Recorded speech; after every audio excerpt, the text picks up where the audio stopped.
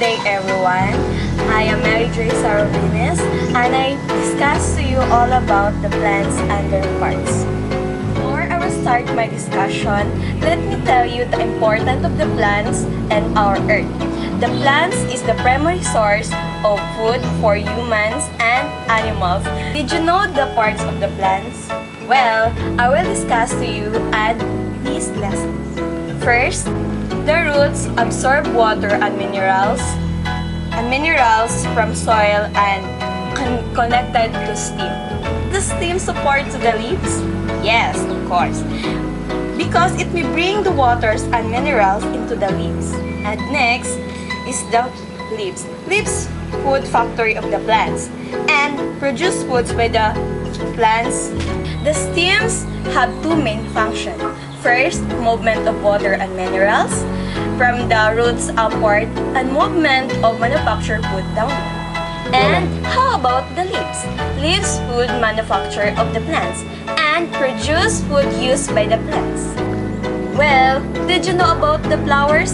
The flowers may undergo the process of reproduction, where seeds and fruits reproduce. Is a flower may have essence? Yes, of course. They have an essence. Actually, they give us good essence for the plants. Is there a connection between the photosynthesis and the leaves? Yes, of course. The photosynthesis is the process, that's why the leaves can manufacture their own foods.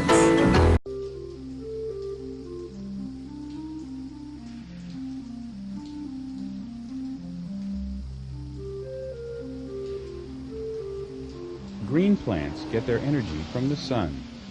Within their cells, light energy is used to synthesize proteins, fats, nucleic acids, and carbohydrates, the molecules of life. This process, photosynthesis, occurs in chloroplasts, the rounded green bodies found in leaf cells.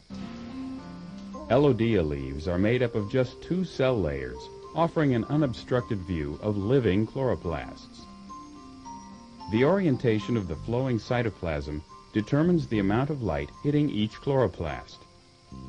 When light levels are low, the flow is adjusted so that the chloroplasts get full exposure.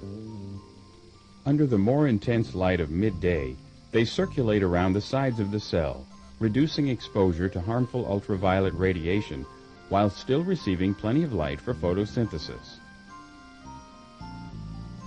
The chloroplast's internal structure was recorded by the first electron microscopes. They revealed that a chloroplast consists of an outer membrane, an inner membrane, and stacks of hollow discs called thylakoids. Lining the thylakoid membrane, a carpet of light-trapping chlorophyll molecules.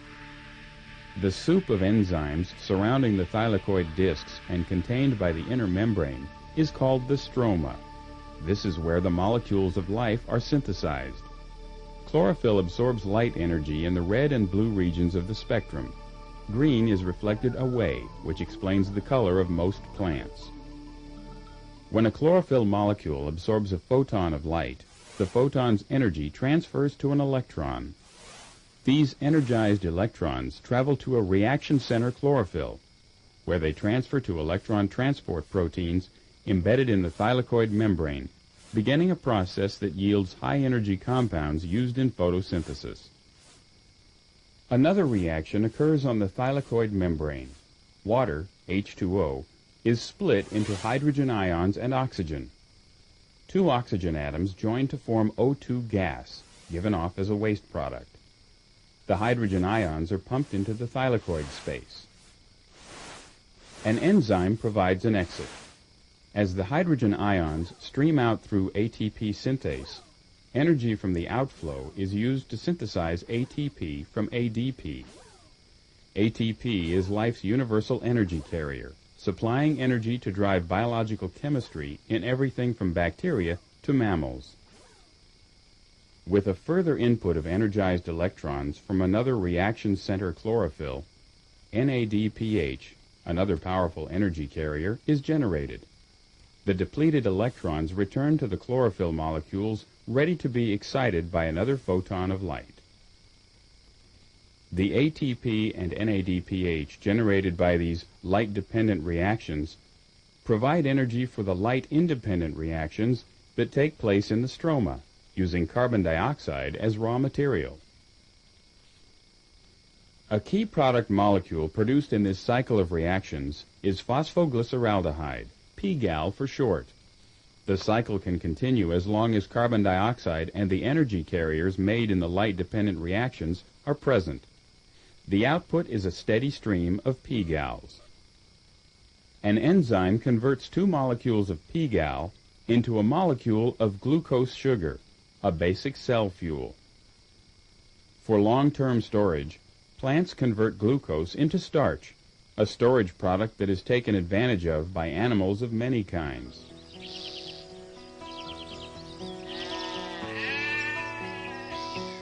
Green leaves are not the only place to find chloroplasts.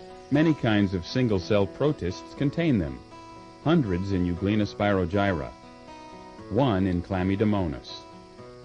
Multi-cell photosynthetic organisms probably evolved from single cells like these, by way of colonial forms like these.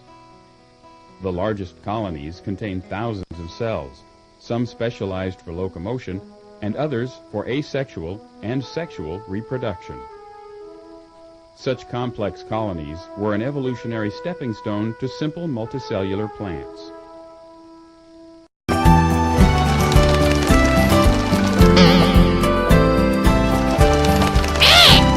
Today's topic, Earth! Hey everyone! Are you excited for the next topic? Well, if it is yes, let's now move on. Our topic for today is all about the 4 layers of the Earth. Do you know what the 4 layers of the Earth? Well, I'm gonna discuss it one by one. The 4 layers of the Earth are crust, mantle, inner core, and outer core. The first layer of the Earth is crust. Crust is the outermost layer of the Earth. It is made up of rocks that forms a rigid layer of the skin. And you know that crust has composition. It has a silicon, aluminum, magnesium, potassium, sodium, and oxygen. And it is less than 1% of the mass. And now, we will know what are the 2 types of the crust. The 2 types of crust are oceanic crust and continental crust. When we say oceanic crust, it is beneath the ocean. When we say continental crust, it is the crust that forms the continents. I have a question to you guys. Is crust and mantle connected together? Well, it is yes. Of course, it is connected together. Because the upper part of the mantle and the crust are connected together just to form a rigid layer called a lithosphere. And do you know what is the lithosphere? Lithosphere, it is from the Greek word lithos, means rock. The second layer of the Earth is mantle. Mantle is the layer of rock between crust and the core. Did you know that it has a 2,900 kilometer thick and 67% of the Earth's mass? And you know what? The temperature ranges as it goes in depth is about 870 degrees Celsius to 2,200 degrees Celsius. And the next layer is core. Core is composed of the 2 parts. It is the inner core and the outer core. Now, the outer core. The outer core is the layer of the molten metals, which includes the iron and the nickel.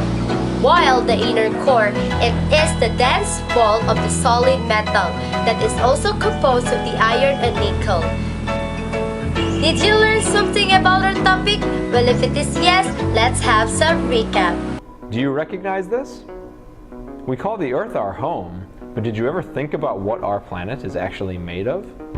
The planet is approximately 4,000 miles from the center to its surface, but what makes up those miles of Earth?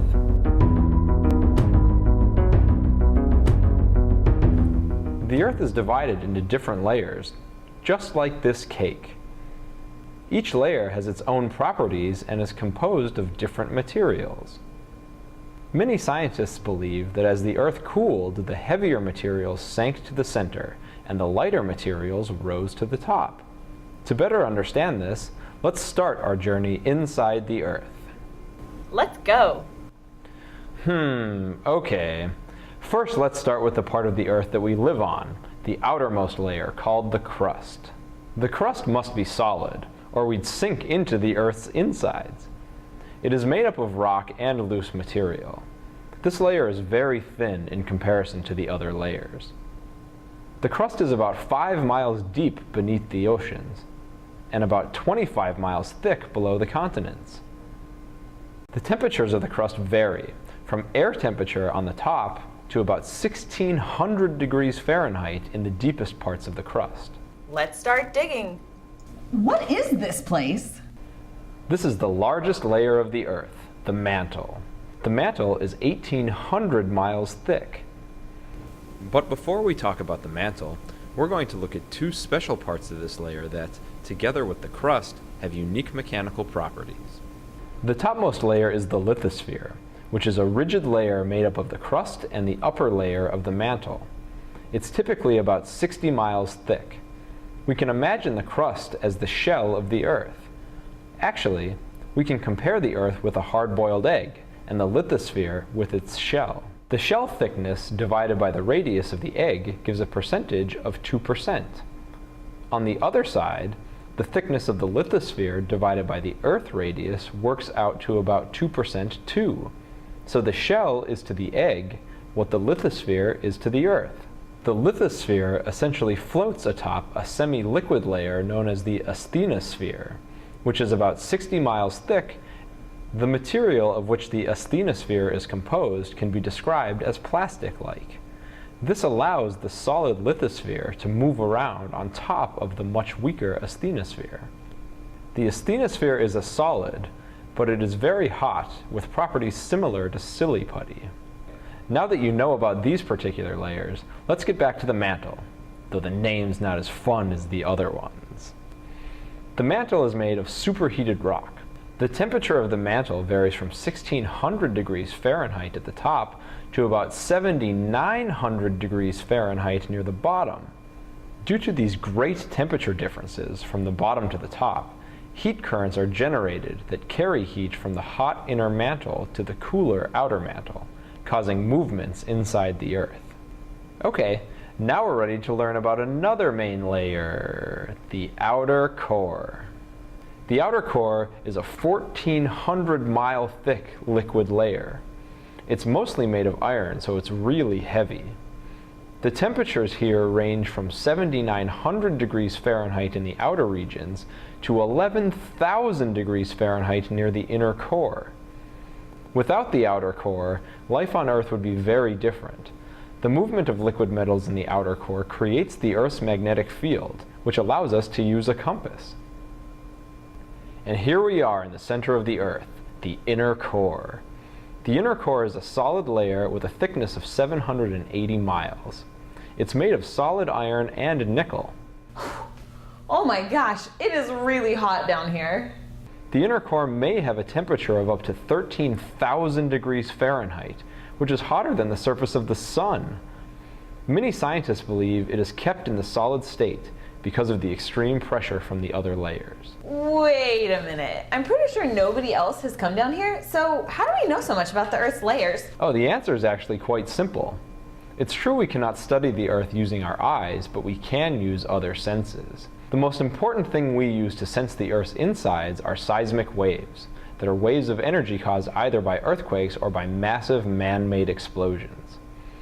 Timing and strength of seismic waves gives us a picture of the interior of the Earth.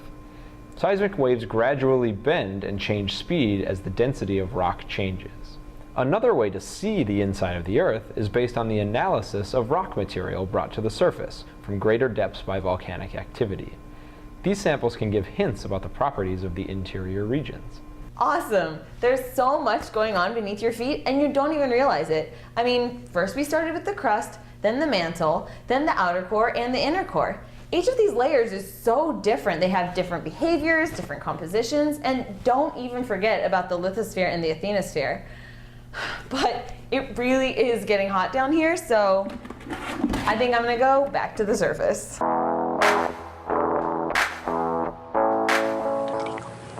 And that's the end of our discussion.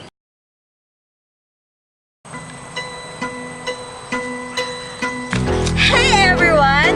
I hope you enjoyed my topic today. It's all about the biology and their branches. Do you know that biology has two words? It is bio and logos. When we say bio, it means life. And when we say logos, it means study or knowledge or thinking. Life is something special and unique, and it is cannot explained in terms of the laws of physics and chemistry. The basis of these characters, the word, is classified into two groups, the living things and non-living things. When we say living things are things that are alive. Alive that are breathing, growing, moving, and reproducing. Non-living things, it is exact opposite of living things. They do not exhibit might growing and they do not have life of its own. There are also classification of living organisms. It is clothed in the 5 kingdoms. Kingdom Monera, Kingdom Protista, Kingdom Fungi, Kingdom Plantae, and Kingdom Animalia. Microbiology is the study of organisms that we cannot see in our naked eye, and we can see it with the help of the microscope. The example of organism is like protozoa, amoeba, bacteria. Environmental biology. Environmental biology is the study of living organisms in relation to their environment. It is also referred as ecology. And molecular biology. Molecular biology is the study of those molecules which are present in the cell of living organisms. And now, the major fields of biology. The microbiology. And now, I will discuss you about the fields of biology. First, the microbiology. Microbiology is the study of organisms which cannot be seen by our naked eye, and we can see it by the help of microscope. The environmental biology, the study of living organisms in relation to their environment. It is referred to as ecology. Molecular biology, the study of those molecules which are present in the cells of living organisms. Freshwater biology includes freshwater and ocean water. All water bodies other than ocean are known as freshwater. For example, rivers, streams, canals, lakes, springs, ponds, and etc. Parasitology, the study of parasites. We know that the parasites are living organisms which get their foods from the host. Biotechnology, which application of organisms' biology system to the benefit of human beings. And lastly, I will discuss about the levels of biological organization. First, the atom, the molecules, the micromolecules, organelle, cell, tissue, organ system, the organism, species, population, and community. Hey guys, we're back, and now our topic for today is all about conversion factor. So guys, conversion factor, it is a ratio or a fraction which represents two different units. And always remember that this is equal to 1, and it is the easiest way to what? Easiest way to stoichiometric calculations. This is an example of conversion factor. If we have a 3 kilometer and we will find it into meter, so now we will find what is the conversion factor of meter. So first, 1 kilometer is equivalent to 1,000 meter. So that this is our conversion factor. So copy 3 kilometer times it with 1 kilometer will be now the denominator, and the 1,000 meter will be now the numerator. And the next is cancel the same unit, which is the kilometer and this one is the kilometer. So now, 3 times 1,000 meter is 3,000 meter. Now the answer is 3,000 meter. Are you ready for the another example? So another example is, we will find 6 minutes into seconds. So, how many 1 minute and 60 seconds? Well, 1 minute is equivalent to what? It is 60 seconds. So now we will have the conversion factor. Just copy 6 minutes or minutes and then times. Where did you put the 1 minute? Actually, we will need to put it into the denominator, and the 60 second will be now on the numerator. And what you gonna do? Crush all the same unit, which is the minutes, and then don't forget to times it. So 6 times 60 seconds, we will have a 360 seconds. So 360 seconds in 60 minutes. This example is quite difficult. So we will have a 0.0348 kilometer, and we will convert it into centimeters. How difficult it is, right? So we will have these two conversion factors. We will need 2 kilometer to meter and also a meter to centimeter. So in 1 kilometer, we will have a 1,000 meter. And if we will have a 1 centimeter, we'll have a 0.01 meter. These two conversion factors are very important to get centimeter. So, copy 0.0348 kilometer times. Now, so 1 kilometer will be now the denominator. 1,000 meter will be now our numerator. Next is cancel. Cancel kilometer, cancel kilometer. Next one, we cancel now all the kilometers. So we really need to cancel this into meter.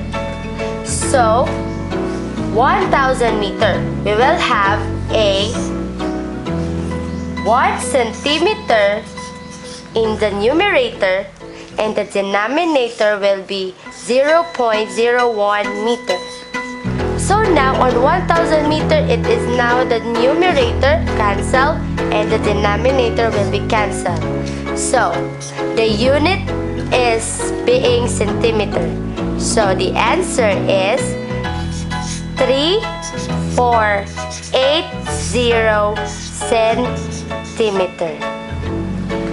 Another example is, if you have a 4.05 grams of apple, so what will be the measurement of apple in milligrams? So now, the unknown is milligrams. So now we will find the measurement of apple in milligrams. So we have the 4.05 grams into milligrams. So in 1 milligram, there is a 0.01 gram. So now here is the conversion factor. Copy the 4.05 grams times what will be now on the denominator. Well, it is 0.01 grams. How about the numerator? So it would be the 1 milligram. So what we're gonna do next? We're gonna have to cancel the gram in the numerator and the gram for the denominator so that the milligram will be now the unit. So 4.05 times divided by 0.01 is 4,050 milligrams. Hi everyone, I'm gonna discuss to you about the ecosystem. There are two types of ecosystem actually. We have a natural ecosystem, man-made ecosystem, or shall we say the artificial ecosystem. But before that, I'm gonna have to discuss to you about the definition of ecosystem. I have a question to you. What is ecosystem? Ecosystem is a community of plants, animals, and smaller organisms that live, feed, reproduce, and interact in the same area or environment. What is natural ecosystem? Ecosystem that occurs as it would without the influence of the human beings. And it makes up the planet on which we live as well as the entire universe. And it's also dynamic and interconnected. Another definition is the natural ecosystem is. It is a biological environment that is found in nature such as forests rather than created or altered by a human beings. Are you excited to know what are the 10 examples of the natural ecosystem? First, we have a tropical rainforest ecosystem. What is all talk about? It is located in the tropical regions. Rainforests possess a greater diversity of plants, animal life than any other type of ecosystem. As their name implies, the presence of precipitation is significant, leading to dense and verdant vegetation. The second example of the natural ecosystem is temperature forest ecosystem. What is it? It is a common across temperature climates. Areas where winters are cold, summers are warm. They usually consist of the deciduous trees, which shed their leaves each autumn, and coniferous trees, which stay green throughout the year. Another example is taiga ecosystem. It is located in the four northern regions of the world. It is also called a boreal forest. They consist mainly of evergreen coniferous trees, such as pine and spruce. Another example is grassland ecosystem. It is located in the semi-arid zones contain wide, treeless expanses inhabited by grass-being animals. It includes savannas, prairies, and even steppes. I'm gonna give you the 5 examples of the natural ecosystem. The last example is the river and stream ecosystem. They are relative that moving waters boast on a higher oxygen, and it also content than that stationary waters. It allows greater biodiversity among plant and animal species. Hi everyone! And now I will discuss you about the man-made ecosystem. My co-partner discussed the natural ecosystem. And now my part is discussed about the man-made ecosystem or artificial ecosystem. What is man-made ecosystem? Man-made ecosystem, it is a product of land development such as lakes, ponds, canal, park, and garden.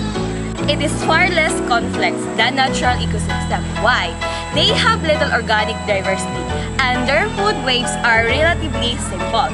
It really on the human efforts to sustain. They do not possess self-regulating mechanism. The beach resort, it's located at the coast. It is primary focus for tourism.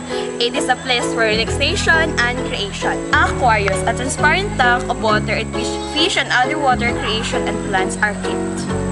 Parks, a large public green area in town for creation. And now the parks. The parks are a large public green area in the town from creation. A garden, often near a house used for growing flowers.